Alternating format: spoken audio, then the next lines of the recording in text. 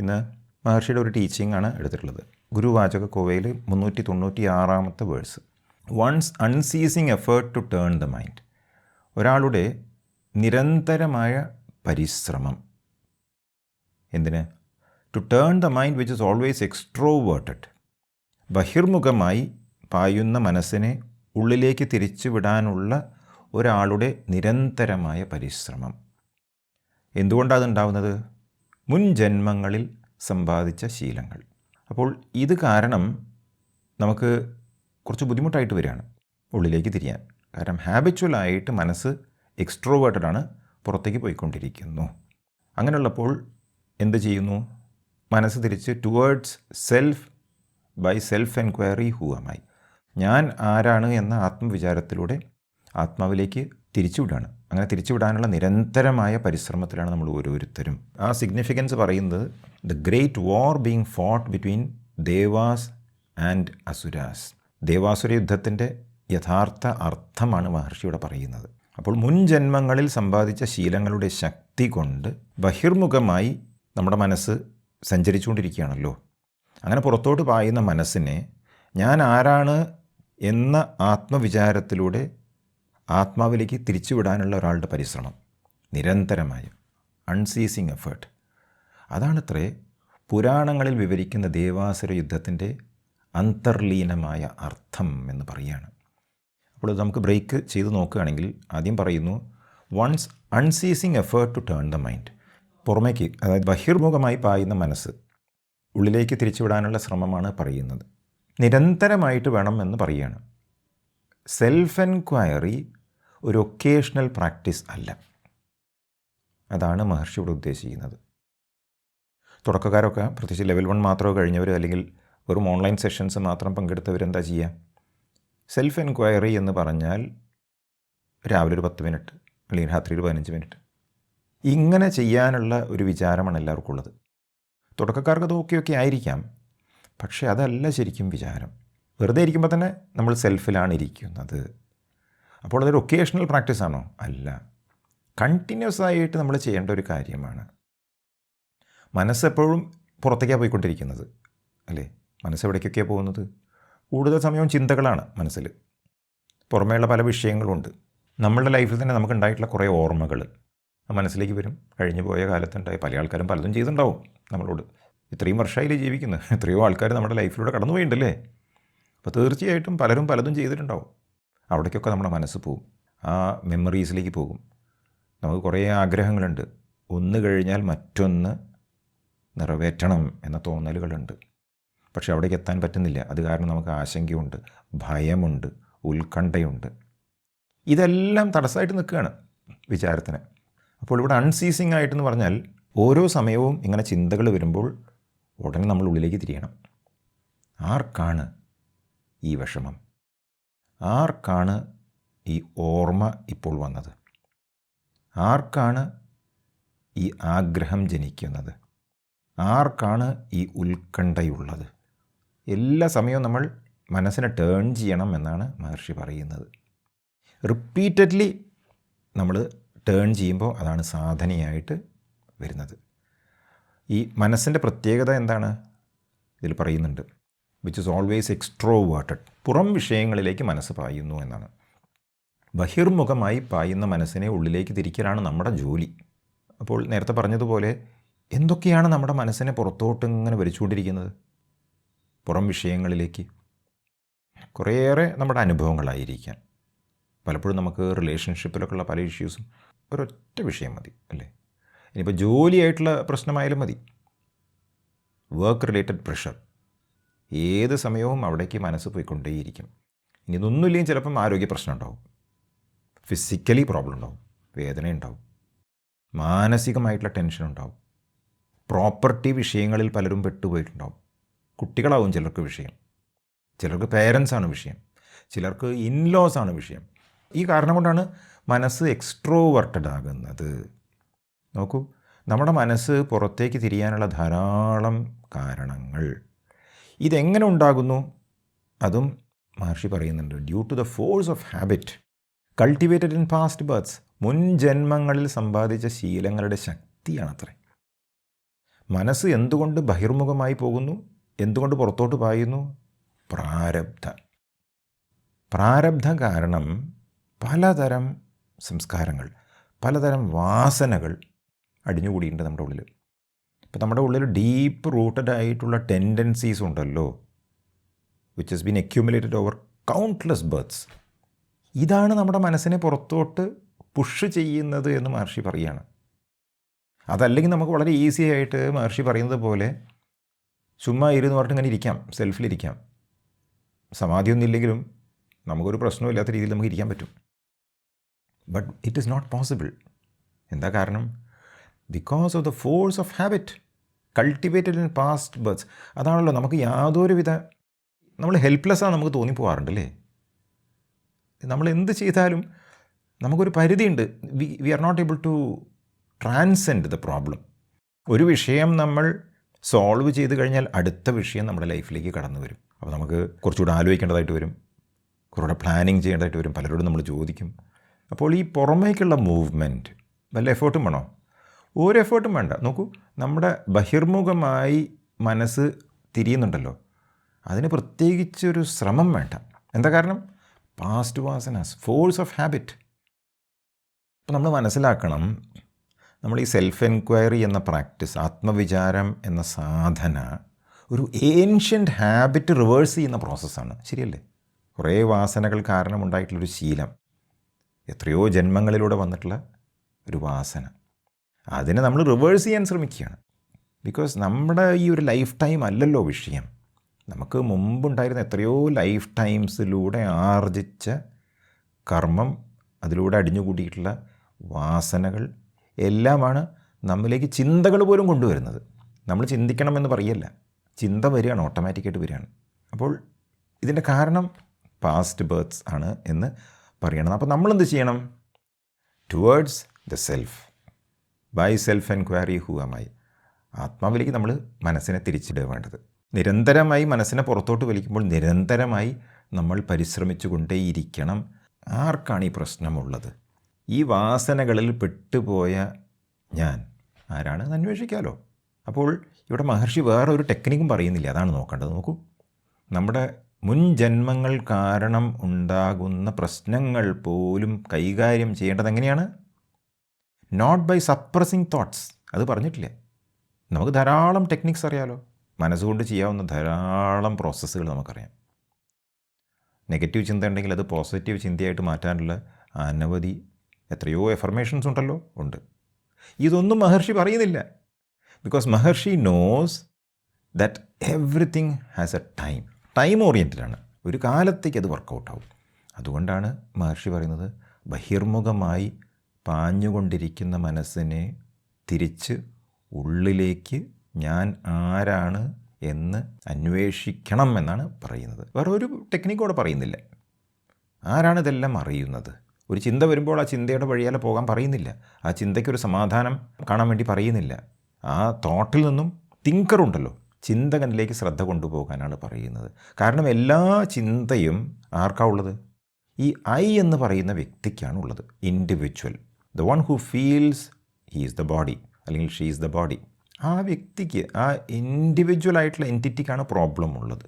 ഈ പാസ്റ്റ് ലൈഫിലൂടെ വന്നിട്ടുള്ള പ്രാരബ്ധ പോലും ആർക്കാ ഉള്ളത്? ഈ ഇൻഡിവിജ്വലിനാണ് ഉള്ളത്. ആ ഇൻഡിവിജ്വൽ അത് സഹിക്കേണ്ടതായിട്ട് തന്നെ വരും, if you remain as the individual. But if you transcend, ഞാൻ ഇതല്ല, ഞാൻ അതാണ് എന്ന് മനസ്സിലാക്കി കഴിഞ്ഞാൽ, ഐ ആം ദാറ്റ് എന്ന് മനസ്സിലാക്കി കഴിഞ്ഞാൽ ഓട്ടോമാറ്റിക്കായിട്ട് ആ കർമ്മയുടെ ഇഫക്റ്റ് നമ്മിലേക്ക് അങ്ങനെ വരില്ല.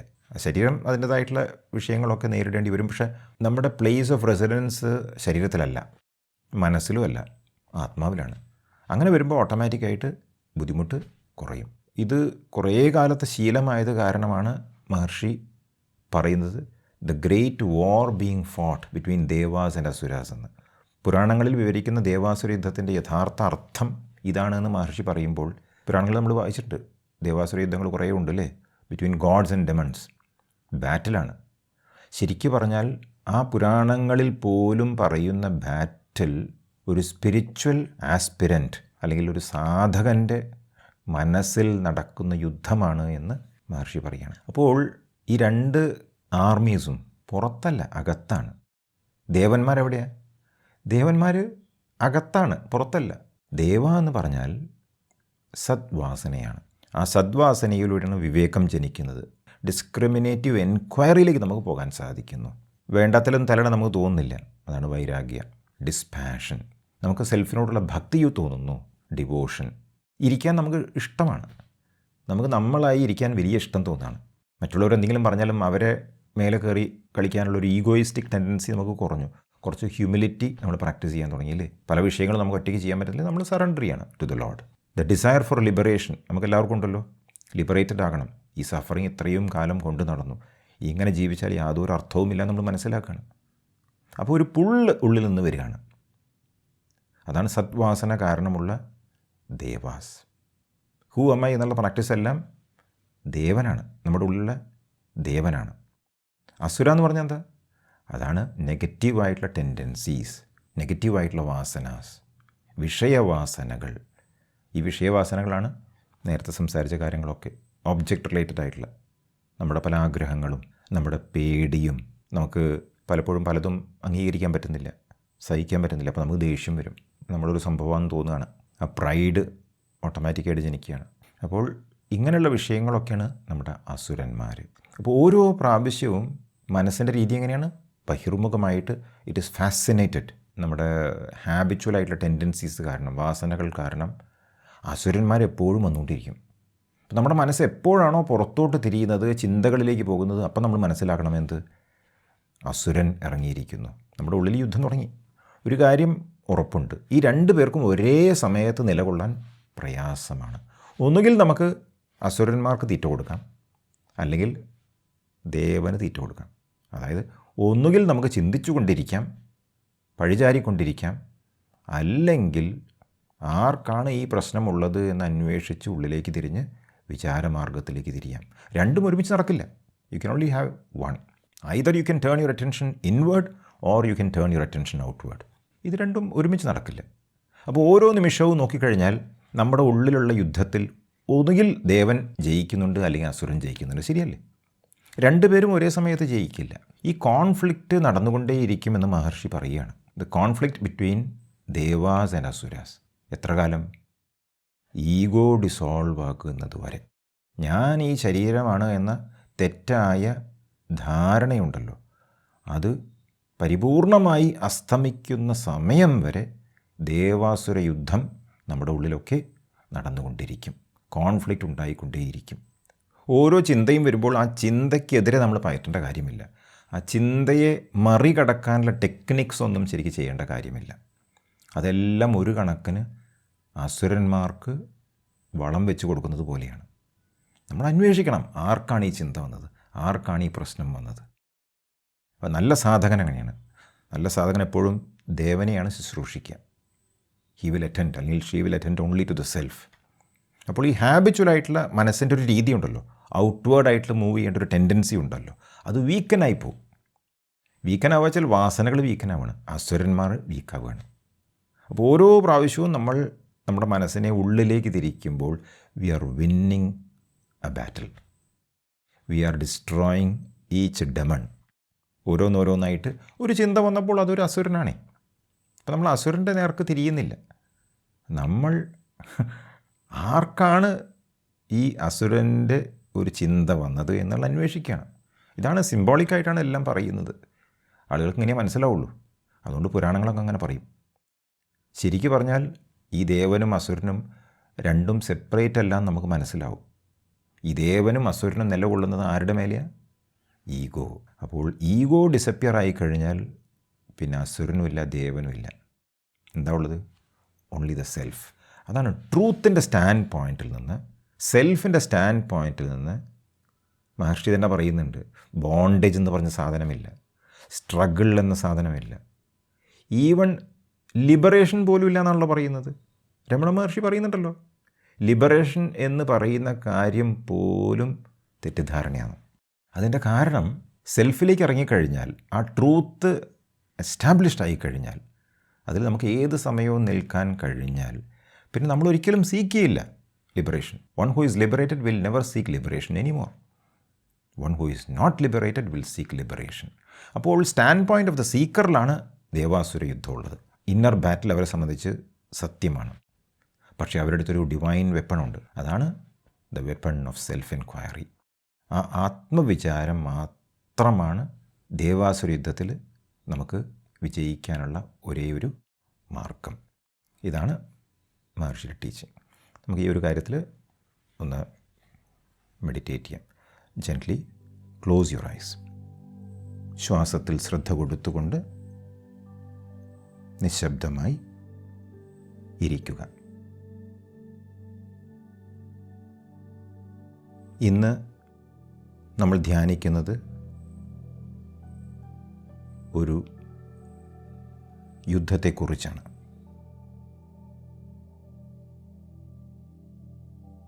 പുരാണങ്ങളിൽ പറയുന്ന ദേവാസുര യുദ്ധം.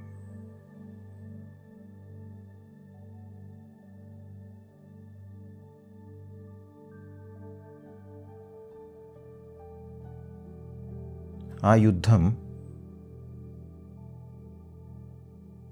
എവിടെയാണ് നടക്കുന്നത്? പുറത്തല്ല, നമ്മുടെ ഉള്ളിലാണ്. ഓരോ നിമിഷവും അത് നടക്കുന്നു.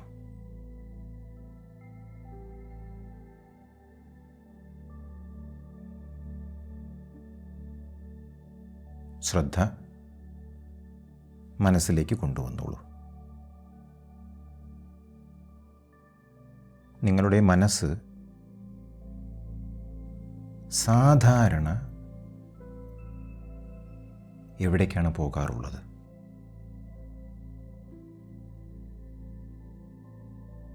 സാധാരണ എന്താണ് ചിന്തിക്കാറുള്ളത്?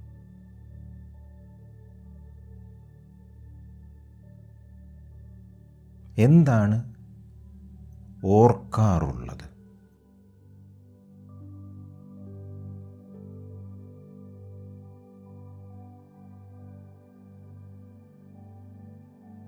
ഏത് വിഷയത്തിലാണ് മനസ്സ് സഞ്ചരിക്കാറുള്ളത്?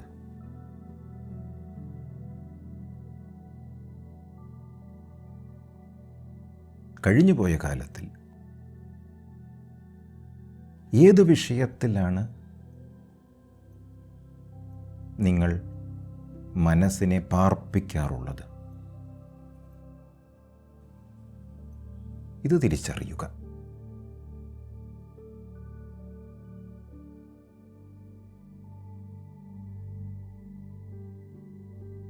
മനസ്സിന് സ്വാഭാവികമായി പോകാൻ ഉള്ള ഇഷ്ടം എവിടേക്കാണ്?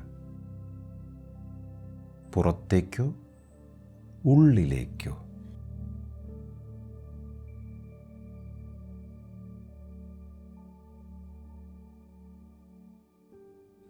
പലപ്പോഴും ഒരു ശ്രമം പോലും വേണ്ട മനസ്സ് പുറം ലോകത്തേക്ക് ഓടാൻ. ഒരു ചിന്ത കഴിഞ്ഞാൽ മറ്റൊരു ചിന്ത, അത് കഴിഞ്ഞാൽ മറ്റൊന്ന്, അങ്ങനെ തുടർന്നുകൊണ്ടേയിരിക്കുന്നു.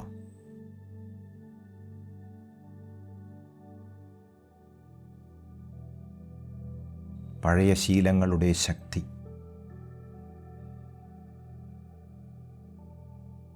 മുൻ ജന്മങ്ങളിൽ നിന്ന് വന്ന വാസനകളുടെ ശക്തി,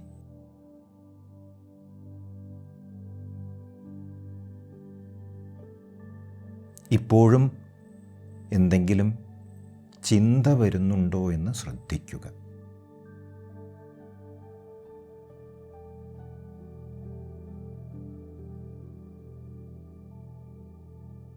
ഉണ്ടെങ്കിൽ അതൊരു ആഗ്രഹമാണോ?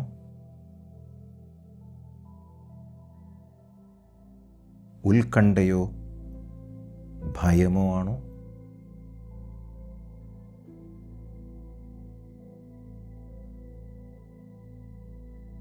പ്രതീക്ഷയാണോ അതോ നിരാശയാണോ?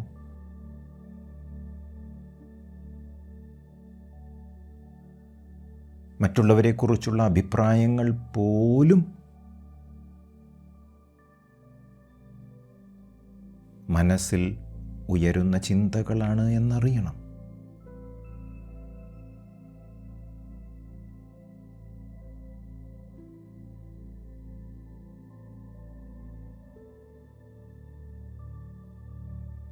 ഇതിലേതെങ്കിലും മനസ്സിലേക്ക് വന്നാൽ അറിയുക.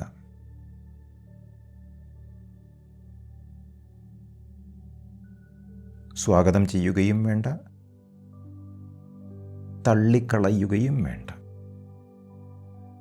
തിരിച്ചറിഞ്ഞാൽ മാത്രം മതി.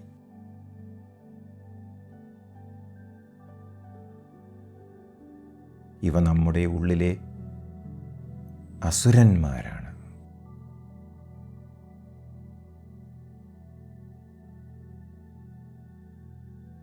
പുറത്തുള്ള വ്യക്തികൾ പോലും ചിന്തകളായി ഉയരുമ്പോൾ ഉള്ളിലെ അസുരന്മാരായി. നമ്മുടെ തന്നെ വാസനകൾ കാരണം.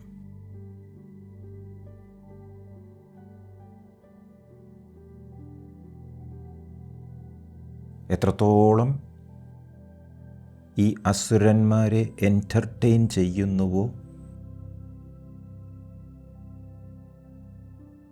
അതൊരു ശീലമായി മാറുന്നു.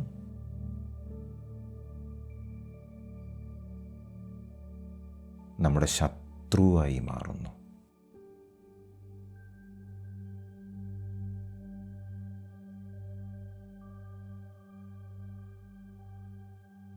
എന്നാൽ ഈ ചിന്തകളെ അറിയുന്ന ഒരു സാന്നിധ്യം നിങ്ങളുടെ ഉള്ളിലുണ്ട്.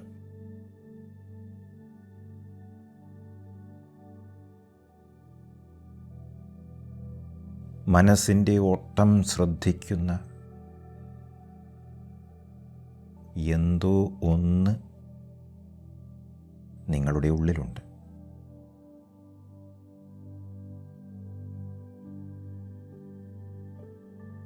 ആ സാന്നിധ്യമാണ് ദേവസ്വഭാവം.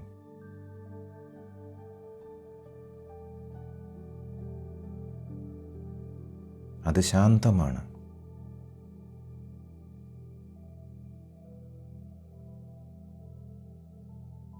അത് സാക്ഷിയാണ്.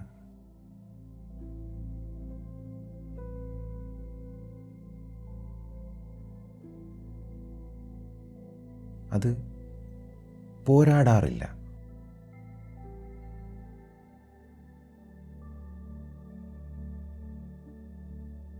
അത് വെളിച്ചം പോലെ എല്ലാം അറിയുന്നു.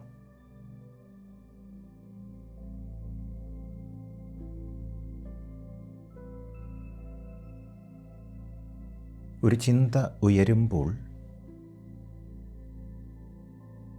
ആ ചിന്തയെ അറിയുന്നു.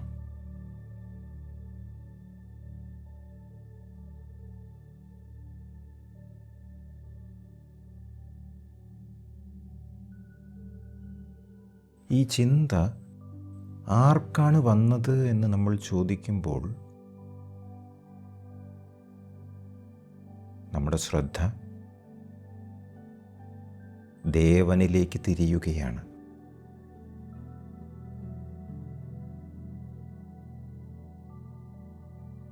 എനിക്ക് എന്ന് ഉത്തരം ലഭിക്കുമ്പോൾ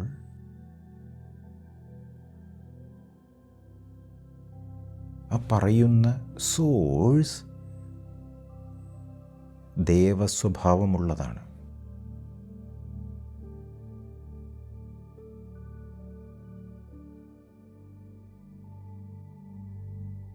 ഞാൻ ആരാണ്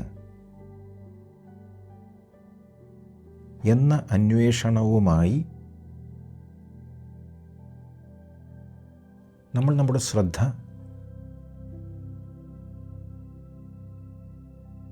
ഞാൻ എന്ന പൊരുളിൽ തന്നെ ഉറപ്പിച്ചു വയ്ക്കുമ്പോൾ നമ്മൾ ദേവനോടൊപ്പമാണുള്ളത്.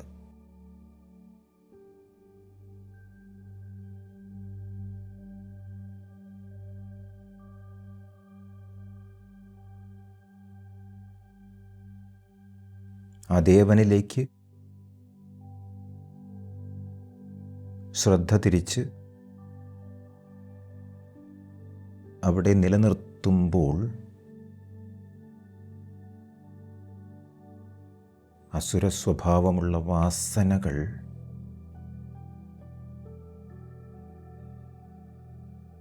തോറ്റുപോവുകയാണ്.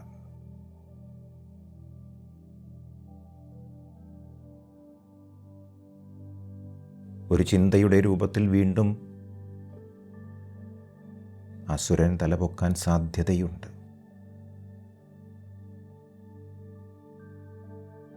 അപ്പോൾ അന്വേഷിക്കുക, ആർക്കാണ് ഈ ചിന്ത വന്നത്?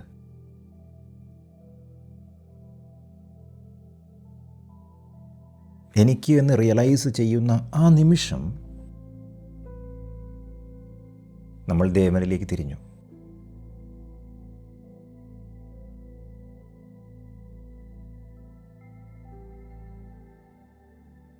ഞാൻ എന്ന ബോധത്തിൽ ശ്രദ്ധ ഉറപ്പിച്ചു വയ്ക്കുക.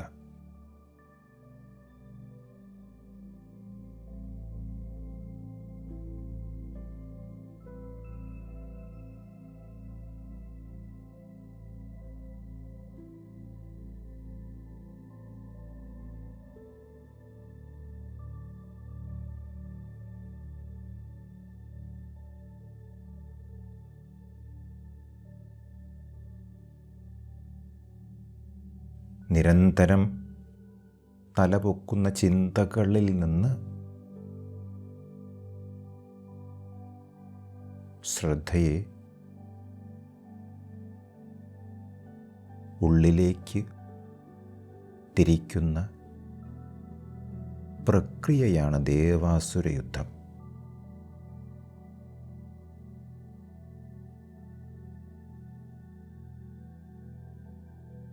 ഒരു വശത്ത് പഴയ വാസനകൾ മനസ്സിനെ പുറത്തോട്ട്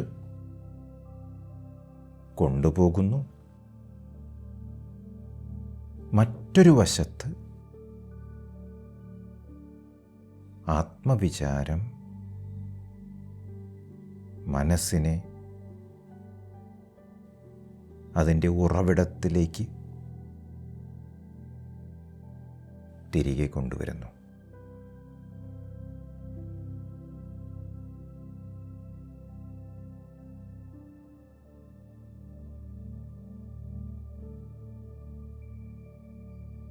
ഈ യുദ്ധത്തിൽ ജയിക്കേണ്ടത് ചിന്തകളെ തോൽപ്പിച്ചുകൊണ്ടല്ല,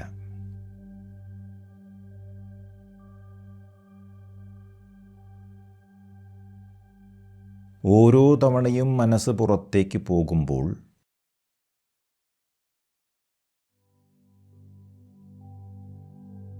അതിനെ സ്നേഹത്തോടെ തിരികെ കൊണ്ടുവരിക.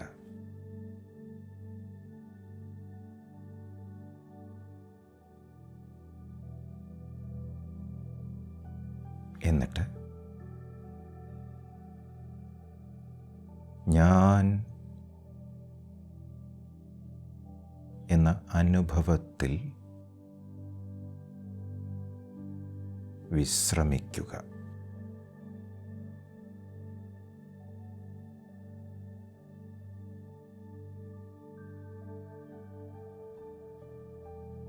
നിശബ്ദമായി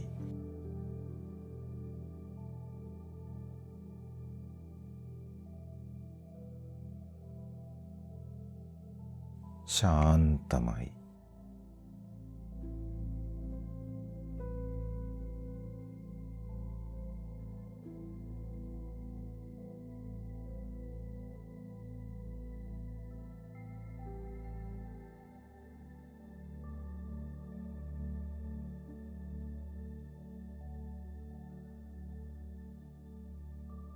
നമ്മുടെ യഥാർത്ഥ ശത്രു പുറത്തുള്ള ആരുമല്ല,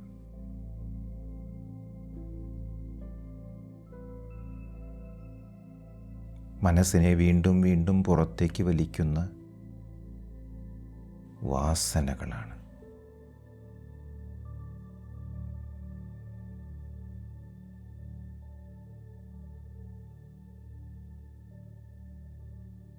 ആ വാസനകളെ കീഴ്പ്പെടുത്താനുള്ള ശക്തി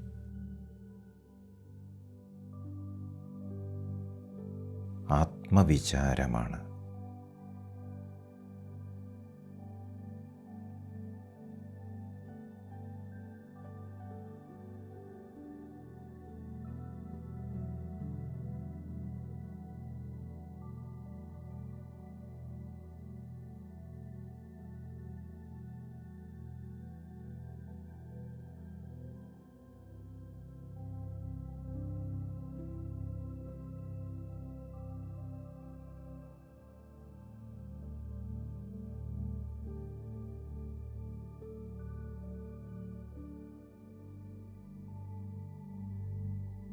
പതുക്കെ സമയമാകുമ്പോൾ